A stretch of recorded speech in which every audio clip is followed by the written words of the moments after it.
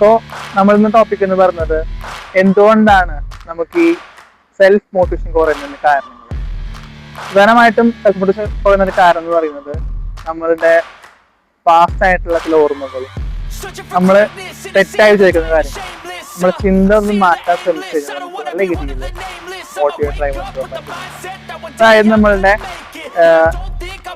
ഈ ഒട്ടും വിചാരിക്കാത്ത കാര്യങ്ങളുണ്ടാവും ജീവിതം സംഭവിച്ചത്, ആ കാര്യങ്ങളൊക്കെ നമ്മളൊന്ന് മാറ്റി വികസിപ്പിക്കുക. അതായത് അത്തരം കാര്യങ്ങൾ നമ്മളൊരു ബുക്കിലേക്ക് പകർത്തുക. അതിനപ്പുറത്തെ പേജിൽ നമ്മളത് മാറ്റാൻ വേണ്ടി ചെയ്യേണ്ട കാര്യങ്ങൾ എഴുതിയെടുക്കുക. അവരുടെ മൈൻഡ് ഇത് മാക്സിമം ആ ബുക്കിലേക്ക് പകർത്തിയിടാം, മൈൻഡ് ഫ്രഷ് ആക്കുന്നത്.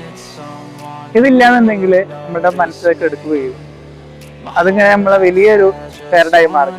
അപ്പൊ അതുകൊണ്ട് നമ്മൾ തീർച്ചയായിട്ടും ഇത്തരം കാര്യങ്ങൾ ഒഴിവാക്കുന്ന അത്യാവശ്യമായിട്ടുള്ള കാര്യമാണ്. സോ അതിനായിട്ടുള്ളൊരു 3 ടിപ്പ് ഞാൻ പറഞ്ഞുതരാം. ഓക്കെ,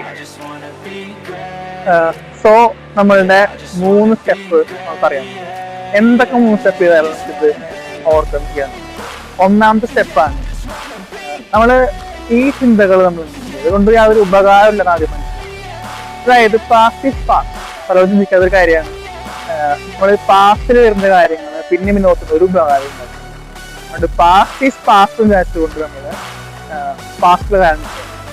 രണ്ടാമത്തെ കാര്യമാണ് നമ്മൾ പ്രസന്റിനെ കുറിച്ച് കൊടുക്കുക. നമുക്ക് നാളെ വേണ്ട കാര്യം അല്ലെങ്കിൽ ഇന്നിപ്പോൾ ചെയ്യേണ്ട കാര്യങ്ങളെ കുറിച്ച് കൊടുക്കുക. മൂന്നാമത്തെ കാര്യമാണ് നമുക്ക് ഉപകാരമുള്ള കാര്യങ്ങൾ മാത്രം. ഉപകാരമുള്ള കാര്യങ്ങൾ ഓർത്തു കഴിഞ്ഞാൽ നമ്മളത്രയും ചിന്ത അതിലേക്ക് ഫോക്കസ് ആകുമ്പോൾ അത് കുറയാനുള്ള ചാൻസ് കൂടും. ഓക്കെ, സോ നമ്മൾ 3 സ്റ്റെപ്പും പറഞ്ഞു കഴിഞ്ഞു. ഇനി നമ്മൾ ചെയ്യേണ്ട കാര്യം എന്ന് പറഞ്ഞാൽ ഈ 3 സ്റ്റെപ്പ് അപ്ലൈ ചെയ്യണം. നമ്മൾ ദിവസവും രാത്രി കിടക്കുന്നതിന് മുമ്പോ എന്നിട്ട് രാവിലെയോ ഇത്തരം ടെക്നിക്കുകൾ ചെയ്യാം എന്നുള്ളതാണ്. ഓക്കെ, നമ്മുടെ ദിവസത്തിന്റെ അവസാനമാണ് ഏറ്റവും കൂടുതൽ നല്ലത് തുടങ്ങാട്ടി മുമ്പ്. അപ്പൊ നമ്മൾ എന്ത് ചെയ്യാം, അത് തുടക്കത്തിനാട്ടി നല്ലത് അവസാനമാണ്. രാത്രി കിടക്കുന്നതിന് മുമ്പ് സ്റ്റെപ്പുകൾ പായിട്ടാണ്.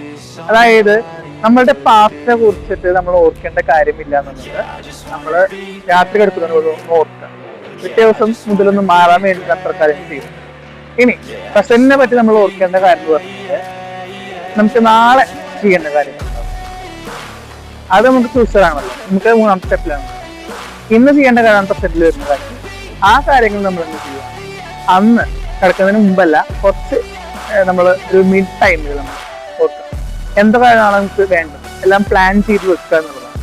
ഇനി 3ാമത്തെ അതായത് ഫ്യൂച്ചർ, അതായത് പിറ്റേ ദിവസത്തെ കാര്യം നമ്മൾ ഓർക്കുക. നമ്മൾ രാത്രി എടുക്കുന്നതിന് മുമ്പ് കൃത്യമായിട്ട് നമ്മൾ ടു ഡു ലിസ്റ്റ് എന്ന് പറയുന്നത് കൃത്യമായിട്ട് ലിസ്റ്റ് പ്രിപ്പയർ ചെയ്യണം. അത് നമ്മൾ പ്രിപ്പയർ ചെയ്യുമ്പോൾ നമുക്ക് കൃത്യമായിട്ട് ഒരു ഐഡിയ ഉണ്ടാവും, എന്താ ചെയ്യേണ്ടത് നമുക്ക് അറിയും ഉണ്ടാവും. ഓക്കെ, അത്തരം കാര്യങ്ങൾ ചെയ്യുന്നതാണ്. സോ ഈ വീഡിയോ നിങ്ങൾക്ക് ഉപകാരപ്പെട്ടു വിചാരിക്കുമ്പോൾ ഉപകാരപ്പെട്ടാൽ നിങ്ങൾ ലൈക്ക് ചെയ്യുക, ഷെയർ ചെയ്യാൻ മറക്കരുത്. അപ്പോൾ എന്തെങ്കിലുമൊക്കെ പോരായ്മകൾ ഉണ്ടെങ്കിൽ കമന്റ് ബോക്സിൽ അറിയിക്കുക. സോ നിങ്ങളുടെ അഭിപ്രായങ്ങൾ അറിയിക്കുക.